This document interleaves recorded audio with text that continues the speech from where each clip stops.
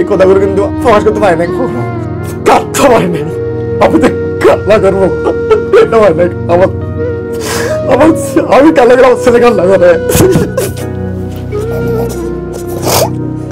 আমার ছেলের জন্য আমি কান্না করতে পারতাম না।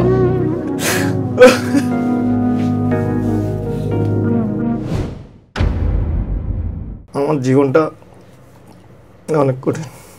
লাভ ম্যানেজ করে বিয়ে 2011 সালে করেছিলাম। আমাদের ওই একটা সন্তান আসছে। ঘটনা হচ্ছে 2021 সালের 31 ডিসেম্বর। আমি সময় দিতে পারি না আমার ছেলেকে। আমি বিভিন্ন ডিস্ট্রিক্টে গাড়ি চালাই তো, আর আমার ওয়াইফও জব করে। তো ওই ছেলেকে রাখার জন্য একটা মেসেজ রাখছিলাম। 2022 সালে 1 জানুয়ারি আমি গাজীপুর আসবো। ওখানে আমি ওরা মুখে ফোন দিয়েছিলাম কী অবস্থা। তো বলতেছে আমি তো একটু সি বিচে আসছিলাম। তো কে কে আসছো? মিনাদ আসছে, আর ওই যে মেয়েটা ওকে রাখে ও আসছে। যার সাথে গেছে তো কোনো টেনশন করার দরকার নাই। এবার আমি চলে গেছি। চলে যাওয়ার পরে 3 দিন পরে আমি গাজীপুর থেকে আসছি, বাসায় আসছি। আসার পরে আমার ছেলে বলতেছে একটা মামা গেছে, মামা যাওয়ার পরে আমরা সিএনজি করে গেছি, মামাকে খুলে নিচ্ছে। একটা সিএনজিতে 3টা সিট থাকে ভিতরে, একজন বসলে সামনে বসতে পারে। তাহলে 3 জন, আমার ছেলে প্লাস যে মেয়েটাকে রাখে আর আমার স্ত্রী। তাহলে তো সিএনজির ভিতরে জায়গা থাকার কথা না। তাহলে আমার ও ছেলেকে জায়গা করে নিয়ে বসবে কেন?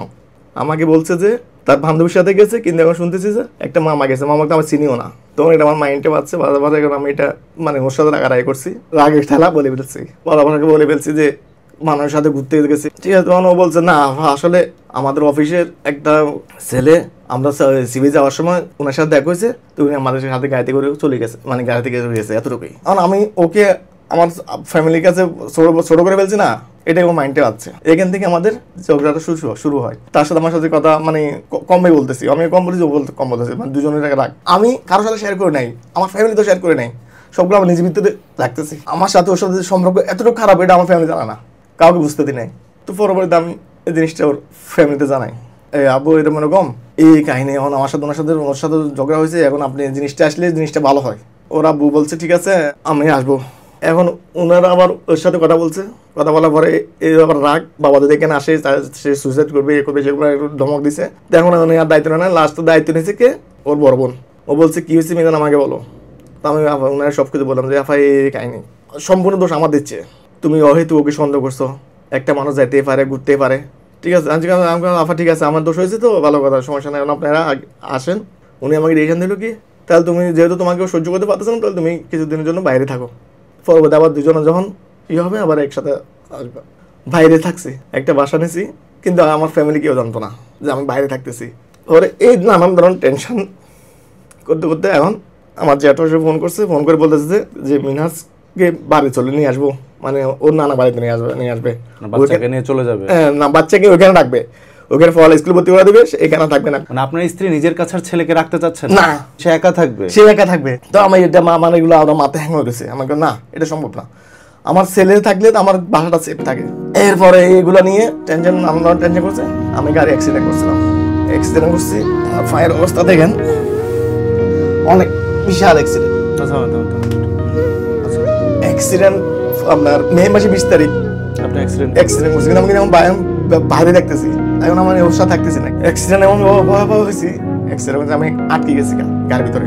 মানুষ অনেক চেষ্টা করছে, বাইর করতে পারে না। প্রায় 1 ঘন্টা আমি যুদ্ধ করতেছি, মানুষ আমার সাথে বাঁচানোর জন্য চেষ্টা করতেছে। গাড়ির ভিতরে আটকে গেছি, স্টার্টিং আমার পিছনে ছিল, বাইক ভালো চাপকে নেই।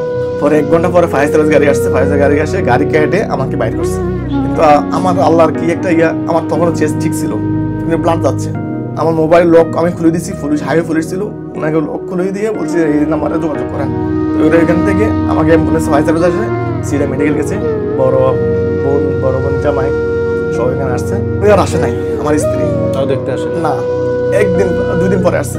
আসার পরে আমার সিটে জায়গায় দাঁড়িয়ে থাকছে, শুধু দাঁড়িয়ে দেখছে, এতটুকু বসেও নাই।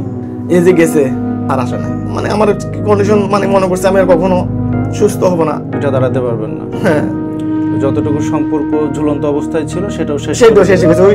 এই অ্যাক্সিডেন্টটাই 3 মাস আমি চিটাং মেডিকেলে শুয়ে ছিলাম। পায়খানা প্রস্তাব সবগুলা বিছানায় করতাম। বড় বোন জামাই, চিন্তা করেন, বোন জামাইও আমার পায়খানা প্রস্তাব খুশি করছে। আল্লাহর কাছে লাখ লাখ শুকর। মানুষ ভাই বোনের এত মহব্বত থাকে। কতক্ষণ আমার ভাই থাকে, কতক্ষণ আমার বোন থাকে, সবাই চাকরি করে, তো চাকরি ভাগে ভাগে আসে, সব সময় দেয়। কন্টিনিউ 2 জন মানুষ সিটিং মেডিকেল থাকা লাগে। এভাবে 3 মাস আমার অ্যাক্সিডেন্ট এমন ভাবে হয়েছে, 3 মাস আগে আমার অপারেশন করতে পারি নাই, 3 মাস পর অপারেশন করা হয়েছে, কারণ আমার ফেক্সা ছিল যে অপারেশন করতে পারেন, ডাক্তার রিস্ক নেয় নাই। মোবাইলে ফায়ার ফাউন্ডেশনটা গুলো দেখেন, মাংসগুলো এখান থেকে কমপ্লিট ছিল না, এই মাংস ফুরিয়ে আসতে আসতে সময় লাগছে 3 মাস। এই 3 মাস পরে আমার অপারেশন করছে।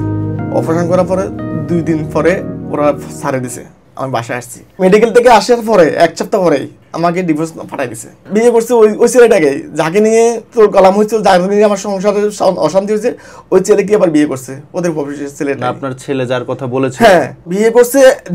যে এখন যে খাটে থাকতেছে ওই খাটটা আমার ছেলের ওইখানে প্রায় 1.5 বছর ছিল, আমার ছেলে গত বছর নিয়ে আসছে। ও সংসার অশান্তি হচ্ছে, মানে এই বাচ্চা নিয়ে তার সংসারে আবার ঝামেলা শুরু হচ্ছে। সে নিজে স্বেচ্ছা আমার ছেলেকে দিছে, তার প্রতি মানে আমার প্রতি তার কোনো অভিযোগ থাকবে না। আমার ছেলে তার বাবাকে বুঝে দিয়েছে, এরকম একটা স্টাম্প হয়েছে। একই অফিসে চাকরি করতে গিয়ে আরেকজনের চক্করে পড়ে তার হাত ধরে আপনাকে ডিভোর্স দিছে। ওই ছেলের একটা সংসার ছিল, যেই ছেলেকে বিয়ে করেছে তারও সংসার ছিল। তার সংসার আগে ওকে ডিভোর্স দিয়ে একে বিয়ে করছে। বাহ, কি ঘটনা রে ভাই, আপনাদের কি পরিস্থিতি, কি রুচি। ওই সংসারে একটা ছেলে আছে। দুইটা সংসারের মানুষ একটা অফিসে চাকরি করতে গেলেন, এরপর যার সংসার ভুলে নতুন একজনকে বেছে নিলেন, দিয়ে দুইজনের সংসারকে ছুঁড়ে ফেলে আপনারা বিয়ে করে নিলেন। আগের সংসারের সন্তান থাকলো, দুইজনেরই আগের সংসারের কতগুলো মানুষের ভাগ্যকে আপনি উপহাস করে এভাবে নিজের সাময়িক শান্তি সুখের জন্য এই কাজটা করতে পারলেন। এরকম মানুষের জন্য এখনো কাঁদছেন কেন? কাঁদছি আমার জন্য কাঁদছি না, আমার এই ছেলেটা যদি আমার কান্না করতে চাচ্ছি না, আমি শুধু আমার ছেলের জন্য ডিস্ট্রিক্ট ছেড়ে দিচ্ছি। আপনি আর বাইরে জব করেন না, বাইরে যান না, এখন আমার ইনকামের তো চিন্তা করে নাই, এখন আমি শুধু আমার ছেলে চিন্তা করে আমি আমার কাজটা কাজে নিয়ে আসছি, যেমন ছেলেকে ঠিক মতো সময় দিতে পারি। আমি চিটন থেকে আপনাদের স্টুডিওতে আসছি শুধুমাত্র আমার জীবনের কথাগুলো বলার জন্য। এই কথাগুলো কিন্তু আমার মনের ভিতরে প্রকাশ করতে পারি নাই, কখনো কাঁদতে পারি নাই, আমি তো কান্না করবো এটা হয় নাই। আমি কান্না করে আমার ছেলে কান্না করে, আমার ছেলের জন্য আমি কান্না করতে পারতাম না।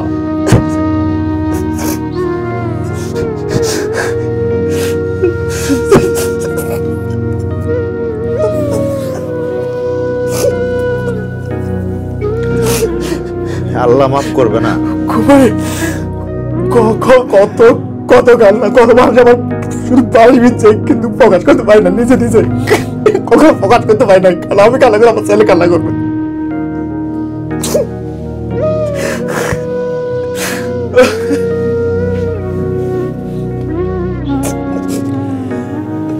সহ্য করবে না আল্লাহ সব, নিজের এতটুকু ভোগ বিলাসিতার জন্য যে কাজ করে গেছেন, ব্যাপারগুলো যদি সত্যি এমন হয়ে থাকে, সৃষ্টিকর্তা সহ্য করবে না।